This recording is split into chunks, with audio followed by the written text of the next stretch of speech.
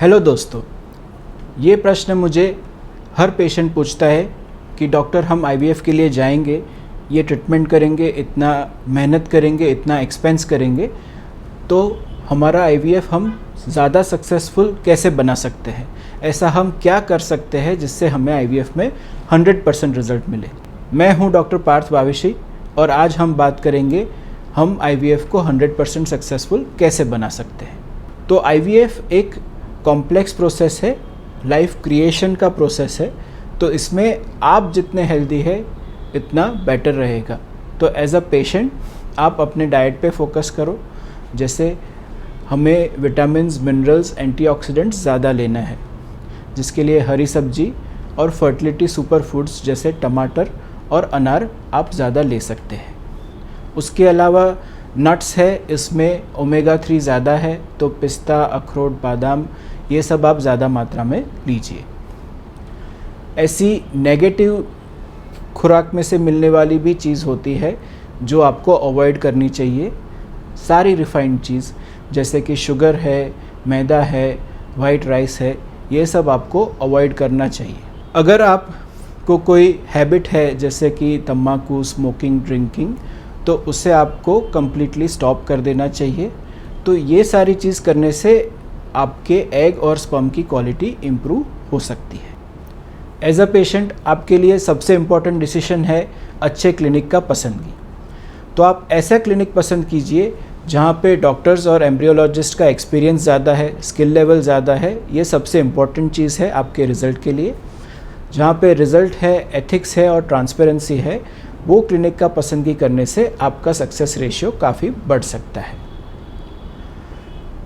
दूसरा कि जब भी आप आईवीएफ के लिए सोचें तो डिले ना करें, क्योंकि आईवीएफ के रिज़ल्ट में सबसे इम्पॉर्टेंट चीज़ है फीमेल पार्टनर की एज। तो जितना आप डिले करेंगे उतना आपका रिज़ल्ट कम होने के चांसेस बढ़ते जाएंगे। एज अ डॉक्टर हम भी आपके बॉडी को ऑप्टिमाइज़ करके आईवीएफ करना चाहेंगे। तो कोई भी मेडिकल डिजीज़ है जैसे डायबिटीज़, ब्लड प्रेशर, थायराइड, उसको हम कंट्रोल करके फिर ट्रीटमेंट स्टार्ट करेंगे। बच्चेदानी में कोई प्रॉब्लम है या और कोई प्रॉब्लम है तो उसे पहले हम सॉल्व करके ही हम आईवीएफ के लिए जाएंगे। आईवीएफ करने से पहले आपके बच्चेदानी का लाइनिंग कि जहाँ पे भ्रूण स्थापित होता है वो देखना भी ज़रूरी है।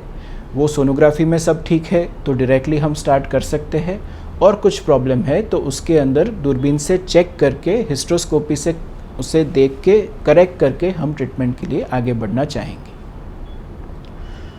आईवीएफ प्रोसेस में कस्टमाइजेशन बहुत ही इम्पॉर्टेंट है।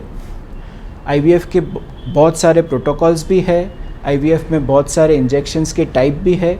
तो आपके लिए कौन सा प्रोटोकॉल अच्छा है, कौन सा टाइप के इंजेक्शन अच्छा है, वो हम कस्टमाइज़ करना चाहेंगे।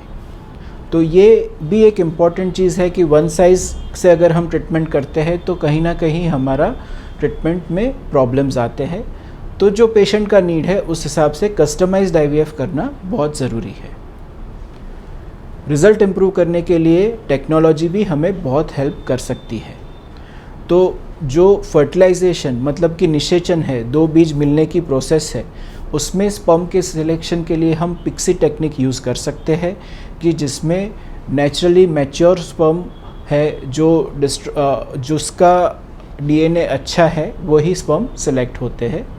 और एग को मैच्योरिटी असेस करने के लिए और अच्छा फर्टिलाइजेशन के लिए हम स्पिंडल व्यू टेक्निक यूज़ कर सकते हैं, जिसके चलते हमें निषेचन होकर भ्रूण बनने के चांसेस मैक्सिमम रहेंगे। एक बार जो भ्रूण रेडी हो जाते हैं तो उसका सिलेक्शन भी ज़रूरी है कि हमारे पास ये जितने भी भ्रूण है उसमें से कौन से भ्रूण हम रखेंगे। तो इसके लिए हम ब्लास्टोसिस्ट मतलब कि तीसरे दिन की जगह पे 5वें 6ठे दिन तक उसको ग्रो कर सकते हैं। तो नेचुरली बेस्ट एम्ब्रियो का सिलेक्शन होगा, और इसके साथ साथ एम्ब्रियो का जेनेटिक टेस्टिंग करके उसे हम ट्रांसफ़र कर सकते हैं। जेनेटिक टेस्टिंग करने से जो एम्ब्रियो जेनेटिकली नॉर्मल है उसी को हम ट्रांसफ़र करेंगे। ये जेनेटिक टेस्टिंग सब पेशेंट में रिक्वायर्ड है ऐसा नहीं है। तो जिसका एज ज़्यादा है या पहले आईवीएफ में रिज़ल्ट नहीं मिला है उसमें इसका डेफिनेट रोल है। बाकी ज़रूर है या नहीं वो आपके डॉक्टर से आप पूछ सकते हैं।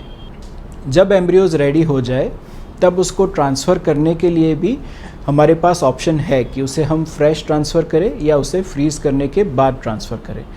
तो कब ट्रांसफ़र करना चाहिए ये आपके रिस्पॉन्स पे डिपेंड करता है। अगर आपका रिस्पॉन्स बहुत ही ज़्यादा है तो हमें फ्रीज़ करने से बेनिफिट रहेगा। अगर ये रिस्पॉन्स आपका बहुत ही कम है तो हमें फ्रेश ट्रांसफ़र करने से बेनिफिट रहेगा। तो एम्ब्रियो ट्रांसफ़र भी कस्टमाइज़ करके हमें करना है जिससे हमें आईवीएफ में मैक्सिमम रिज़ल्ट मिले। अंत में ऐसा कोई टेक्नोलॉजी नहीं है कि जिससे एक ही ट्राई में हमें 100% रिज़ल्ट मिल सके। अगर योग्य क्लिनिक पे, योग्य समय पे और योग्य मात्रा में अगर ट्रीटमेंट होता है तो लगभग हर पेशेंट को आईवीएफ से प्रेगनेंसी रह सकती है। तो इसलिए आपके लिए टेक होम मैसेज ये है, तो जब भी आप आईवीएफ के लिए जाते हैं तो आपके लिए सबसे इम्पॉर्टेंट है कि आप सही क्लिनिक को चूज़ करें। दूसरा कि ट्रीटमेंट टाइमली करें, अपने एज को बढ़ने ना दें, और सबसे इम्पॉर्टेंट चीज़ कि ट्रीटमेंट में टिके रहे। तो आपकी प्रोसेस पे, आपके डॉक्टर पे भरोसा करिए। अगर आपको रिज़ल्ट नहीं मिलता है तो सेकंड ओपिनियन लीजिए, मगर ट्रीटमेंट छोड़ मत दीजिए। आशा रखता हूँ कि ये वीडियो आपके लिए हेल्पफुल रहा होगा।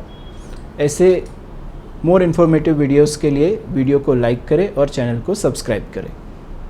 Thank you.